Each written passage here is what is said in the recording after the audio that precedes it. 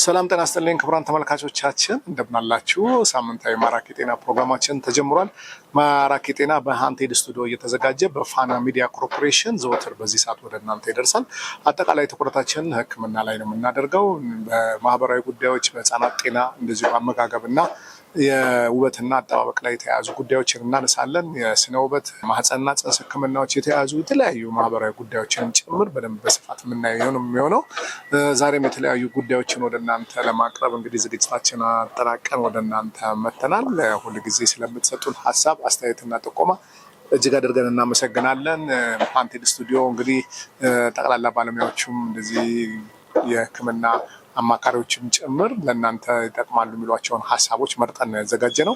የተለያዩ የምትጠይቁንን ጥያቄዎች ከስር በምናስቀምጣቸው ቁጥሮች ልጠይቁን ትችላላችሁ።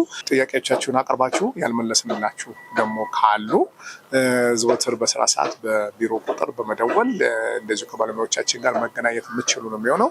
ዛሬም እንግዲህ እንደተለያዩ ፕሮግራሞችን ቀደም ብዬ እንደነገርኳችሁ ወደ እናንተ እናደርሳለን። የዕለቱ ፕሮግራም ደግሞ ወደ እናንተ እንዲደርስ የተለያዩ ተቋማት ስፖንሰር አድርገውናል። ይህ ፕሮግራም እኛንም ይመለከተናል። የህክምና መረጃዎች ለህብረተሰቡ መቅረብ አለባቸው ብለው ሁልጊዜ ስለሚደግፉን አብረውን ስለሚሰሩ እጅግ አድርገን ነው የምናመሰግነው። አሁንም እንግዲህ አብረውን ሊሰሩ ፈቃደኛ የሆናችሁ ተቋማት፣ ድርጅቶች ደግሞ አሁንም እንደዚሁ ከስር በምናስቀምጣቸው ቁጥሮች ግንኙነት ልታደርጉ ወይም ደግሞ ኮንታክት አድርጋችሁን አብራችሁን ልትሰሩ ትችላላችሁ። መረጃዎችን መጠየቅ ትችላላችሁ።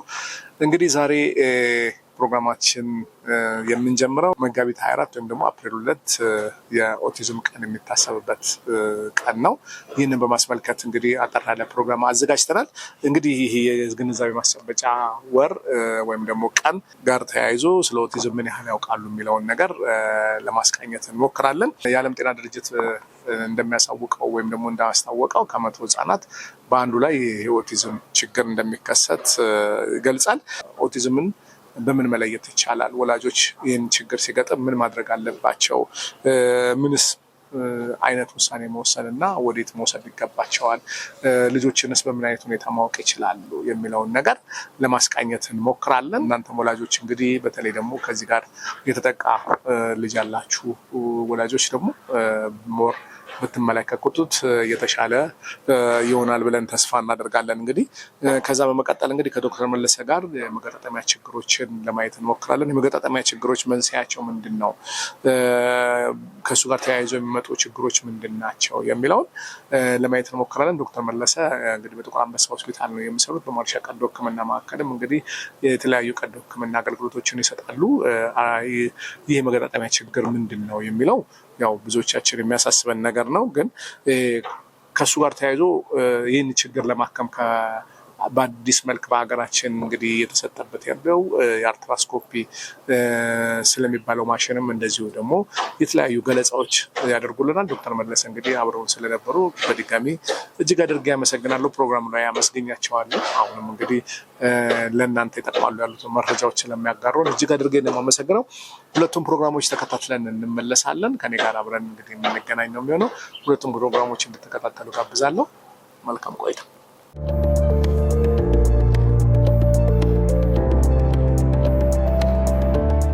የዚህ ሳምንት የማራኪ ጤና ስፖንሰሮቻችን ጸጉርን ወደ ነበረበት ጤናማነቱ በመመለስ ውጤታማነቱን ያስመሰከረው የአንገትና የወገብ ዲስክ መንሸራተት በአደጋ ምክንያት ለተጎዳ የቆዳ ክፍል ጠባሳ፣ ንቅሳት፣ አላስፈላጊ ጸጉርን ለማጥፋት ለተሸበሸበና ለተጨማደደ ፊት፣ የነርቭ ትቦ ጥበት እንዲሁም በርካታ አገልግሎቶችን በመስጠት የሚታወቀው ማርሻ የቀዶ ሕክምና ማዕከል የተለያዩና በሀገራችን ያልተለመዱ የጥርስ ህክምናዎችን በመስጠት አንቱታን ያተረፈው እንዲሁም በአዳዲስ የሙያ ቴክኖሎጂዎች ባለሙያዎችን ከሀገር ውጭ በማስመጣት የሚሰራው ግሪን ላይፍ የጥርስ ህክምና ማዕከል የዚህ ሳምንት የማራኪ ጤና ስፖንሰሮቻችን ናቸው።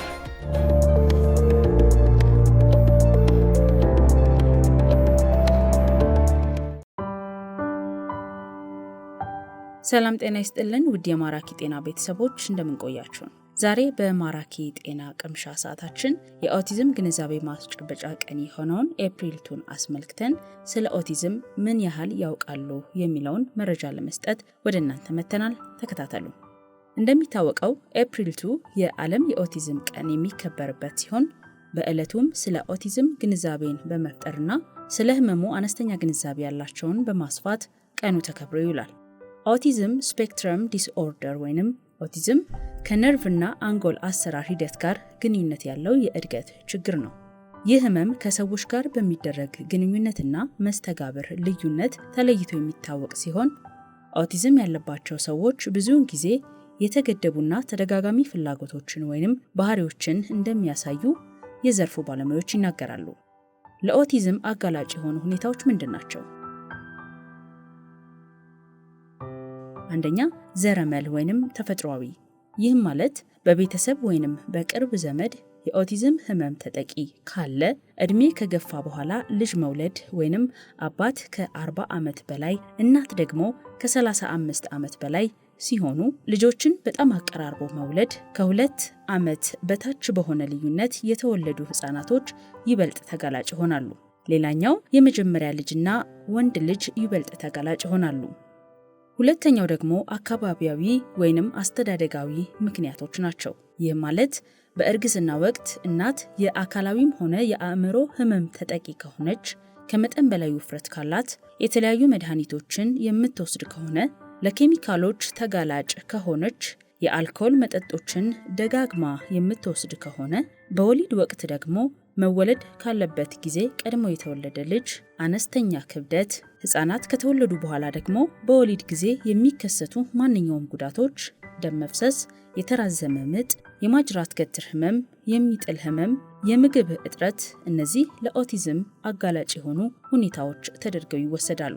የኦቲዝም ምልክቶች በለጋ ዕድሜ ከ1 እስከ 2 ወራት ባለው ጊዜ ውስጥ በግልጽ የሚታይ ቢሆንም ምልክቶች ቀደም ብለው ወይንም በኋላም ሊታዩ ይችላሉ። የመጀመሪያ ምልክቶች በቋንቋ ወይንም በማህበራዊ እድገት ላይ ጉልህ ሆኖ የሚታይ መዘግየትን ሊያሳዩ ይችላሉ። ኦቲዝም ያለባቸው ህፃናት ከ36 ወራት ጀምሮ ስሜታቸውን የመግለጽ ወይንም የሌሎችን ስሜት የመረዳት ችግር ሊያጋጥማቸውም ይችላል። እድሜያቸው እየጨመረ ሲመጣም የመናገር ችግር ሊኖርባቸው ወይንም የንግግር ችሎታቸው በጣም ውስን ሊሆን ይችላል። በአንጻሩ ሌሎች የኦቲዝም ህፃናት የቋንቋ ችሎታቸውን ባልተመጣጠነ ፍጥነት ሊያዳብሩም ይችላሉ። ለነሱም በጣም የሚያስደስት አንድ የተለየ ርዕስ ካለም በተለየ ሁኔታና የቃላት አጠቃቀም ሊገልጹት እንደሚችሉ የዘርፉ ባለሙያዎች ይገልጻሉ። በተጨማሪም ጥቃቅን በሆኑ ነገሮችም ሊበሳጩና ተመጣጣኝ ያልሆነ ስሜትን ያንጸባርቃሉ። ጥቃቅን ነገሮች ላይም ትኩረት ያደርጋሉ። ለድምጾች፣ ሽታዎችና ለጣዕም፣ ለስሜት ህዋሳት ያልተለመዱ ምላሾችን ይሰጣሉ። ከልክ ያለፈ ፍላጎት እንደ የሙዚቃ ችሎታ ወይንም የማስታወስ ችሎታ ያሉ ልዩ ችሎታዎች ሊኖራቸው ይችላል። አንዳንድ ኦቲዝም ያለባቸው ሰዎች የሚከተሉት ምልክቶች ሊታዩባቸው ይችላል። የዘገየ እንቅስቃሴ፣ ቋንቋ ወይም የዝንባሌ ችሎታ፣ የሚጥል በሽታ፣ የሆድ ድርቀት ወይንም ተቅማጥ፣ ከመጠን በላይ ጭንቀት፣ ያልተለመደ የፍርሃት ደረጃ፣ ከተጠበቀው በላይ ወይንም ያነሰ፣ ግትር፣ ትኩረት የለሽ ወይንም ስሜት ቀስቃሽ ባህሪዎች፣ ያልተጠበቁ ስሜታዊ ምላሾች፣ ያልተለመዱ የአመጋገብ ልምዶች ወይንም ምርጫዎች፣ ያልተለመዱ የእንቅልፍ ሁኔታዎችና ሌሎችም ምልክቶች ይጠቀሳሉ። የኦቲዝም ምልክቶች ደረጃዎችም አሏቸው። አነስተኛ፣ መካከለኛና ከፍተኛ ተብለው በሶስት ይከፈላሉ። አነስተኛ የምንላቸው እድሜያቸው እስከሚገፋ እስከ 6 ዓመት ድረስ ላይታወቅ ይችላል። መካከለኛ የምንለው ከ4 እስከ 6 ዓመት ውስጥ ሊታወቅ ይችላል። ከፍተኛ የምንለው ደግሞ ከ1 ዓመት ጀምሮ ሊታወቅ ይችላል። የኦቲዝም ህመም ህክምና ዓላማ ማህበራዊ ግንኙነትን ወይም መስተጋብርን ማሻሻልና የህመሙ ተጠቂዎች ከሰዎች ጋር ጊዜ እንዲያሳልፉ ማድረግ፣ የቃላትና የምልክት ተግባቦትን ማዳበር፣ ወደ ትምህርት ቤት እንዲቀላቀሉና እንዲማሩ ማድረግ ናቸው። የኦቲዝም ህመም የህክምና አማራጮችም አሉት።